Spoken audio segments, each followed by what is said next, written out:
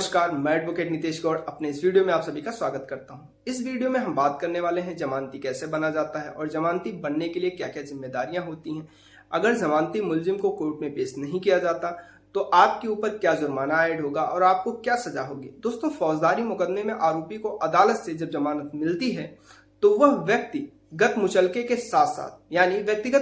साथ साथ उतनी रकम का एक जमानती पेश करके अपनी जमानत ले सकता है या करा सकता है। तो ऐसे में वह अपने किसी दोस्त या रिश्तेदार या परिवार के किसी सदस्य को जमानती के तौर पर कोर्ट में पेश करता है। जो भी व्यक्ति किसी आरोपी की जमानत लेता है उसकी जिम्मेदारियां काफी बढ़ जाती हैं। उसकी जिम्मेदारी सिर्फ बेल बॉन्ड भरने तक ही सीमित नहीं होती हैं, बल्कि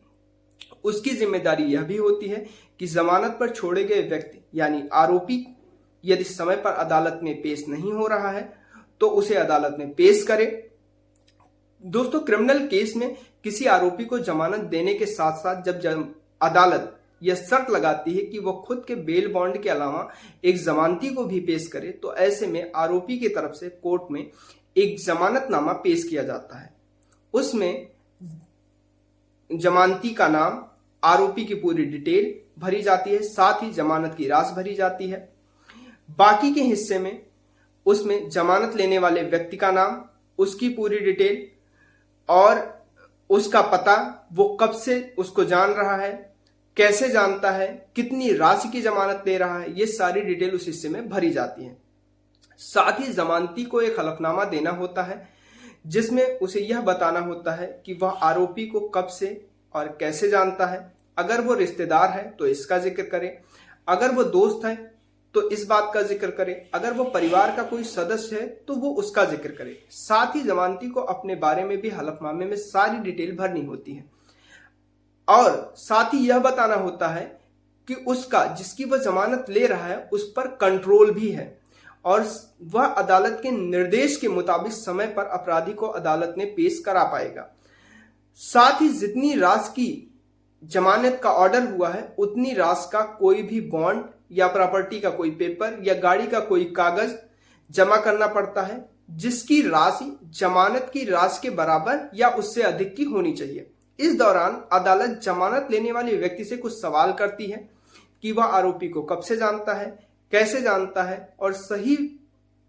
जवाब मिलने पर कोर्ट बेल बॉन्ड एक्सेप्ट करके जमानत दे देती है। अगर कोर्ट को शक होता है कि वह आपकी जमानती लेने वाले व्यक्ति के पते का वेरिफिकेशन करे तो वो वेरिफिकेशन रिपोर्ट आने तक आपके बेल बॉन्ड को एक्सेप्ट नहीं करती है, होल्ड रखती है। और ऐसे में अगर पुलिस की रिपोर्ट नेगेटिव आ जाती है तो बेल बॉन्ड को रिजेक्ट कर दिया जाता है और अदालत आरोपी को दूसरा जमानती पेश करने को कहता है। बेल बॉन्ड एक्सेप्ट होने के बाद जब आरोपी जमानत पर छूट जाता है तब जमानती यानी जमानत लेने वाले व्यक्ति की असली जिम्मेदारी शुरू होती है। अगर अदालत द्वारा तय की गई तारीख पर आरोपी कोर्ट में पेश नहीं हो रहा है तो कोर्ट ने जमानती यानी जमानत लेने वाले व्यक्ति को एक नोटिस इशू करती है जिसमें बेल बॉन्ड भरने के आरोपी की जमानत ली थी और कोर्ट जमानत लेने वाले व्यक्ति यानी जमानती को मौका देती है कि आरोपी को अगली तारीख तक पेश करें। अगर जमानती अगली तारीख तक आरोपी को पेश करने में असमर्थ होता है या पेश नहीं करता है तो उसे कोर्ट अदालत एक टाइम पीरियड दे देती है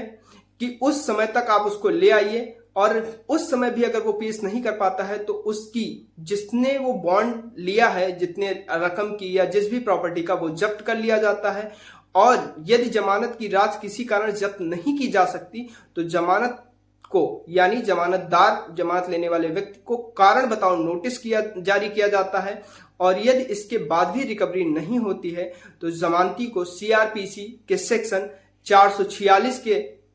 अंतर्गत कार्रवाई होती है और एक बार जमानत की राशि जब्त हो जाने के बाद आरोपी की जमानत रद्द हो जाती है और उसके नाम गैर जमानती वारंट जारी कर दिया जाता है। और यदि उसके बाद भी वो कोर्ट में पेश नहीं होता है तो उसे भगौड़ा घोषित कर दिया जाता है और उस पर कार्रवाई शुरू हो जाती है। इसलिए कोई भी व्यक्ति किसी भी व्यक्ति की जमानत लेता है तो उसे इस बातों का जरूर ध्यान रखना चाहिए कि आप जिस व्यक्ति की जमानत ले रहे हैं या जिस आरोपी की जमानत ले रहे हैं वह आपकी बात सुनेगा, उस पर आपका कंट्रोल है, उसे आप अच्छी तरीके से जानते हो और साथ ही समय रहते आप उसे कोर्ट में पेश करा पाएंगे। अगर आप ऐसा नहीं कराते तो आप पर सजा हो सकती है। यदि जमानत लेने वाला व्यक्ति फर्जी पाया जाता है तो उसके खिलाफ कार्रवाई की जाती है। इसलिए आप किसी की जमानत लें या जमानती बने तो ऐसे व्यक्ति की जमानती बने जिनके बारे में आप पूरी तरह से जानते हो और जिस पर आपका पूरा कंट्रोल हो, ताकि समय रहते कोर्ट में आप उसे पेश करा सकें। अगर आप उसको कोई भी कंट्रोल नहीं है तो ऐसे व्यक्ति की जमानत बिल्कुल भी ना लें, वरना आपको बॉन्ड तो जब्त होगा ही, जितनी राशि की आपने जमानत ली है वो तो जब्त कर ही लिया जाएगा, साथ ही साथ आपके ऊपर कार्रवाई होगी और आपको 6 महीने की सजा भी हो सकती है। तो अपने लीगल राइट्स की जानकारी रखिए, खुद भी सुरक्षित रहिए, लोगों को भी सुरक्षित रखिए और ऐसे अन्य कानून जानने के लिए हमारे चैनल लीगल राइट्स को सब्सक्राइब करना मत भूलिए। तो मिलते हैं अगली वीडियो में, तब तक के लिए।